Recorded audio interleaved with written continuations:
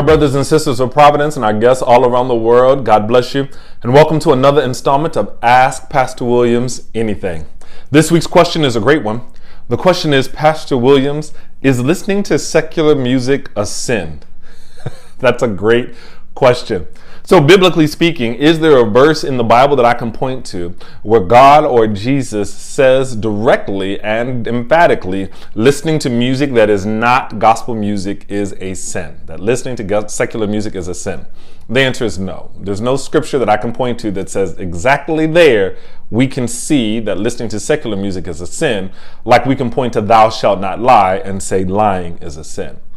I think what matters when it comes to secular music is not, is the music secular, but what does the music's impact have on you?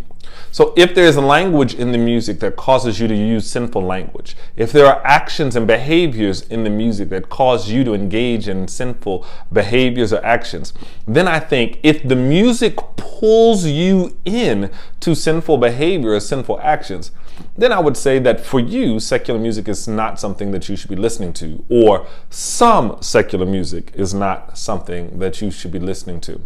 I think you have to think critically about what the music does to your mind and to your heart and to your spirit. The book of James talks about how sin is contrived and how it begins with desire.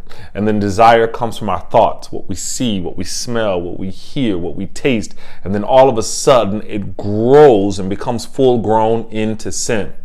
If there's something in the music that sparks that desire that is ultimately going to give birth to sin, then you probably don't want to be listening to the music.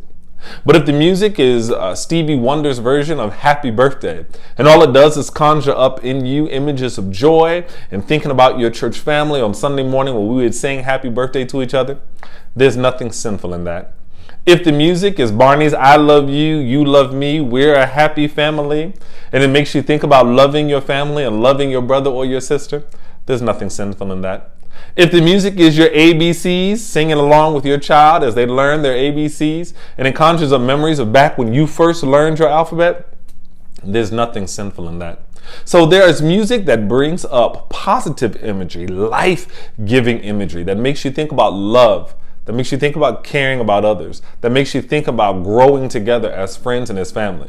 And it's not necessarily gospel music, but it's secular music that makes you think that way, about the love that two people have for each other, about the love that we ought to have for humanity. Well, there's nothing inherently sinful about that. In fact, that which pushes you towards the tenets of our faith and pushes you towards the gospel is actually good for you. So, is secular music sinful? No, not by itself. It all depends on the impact the music has on you. If the music pulls you towards God, pushes you towards God, then I say keep listening to it. If the music pulls you away from God and into sinful thoughts and sinful actions or behaviors, you probably should listen to something else. This is a great question. Keep the questions coming as we answer anything that you can think of at Ask Pastor Williams Anything. This is Providence Missionary Baptist Church, my friends. We love you and God bless you.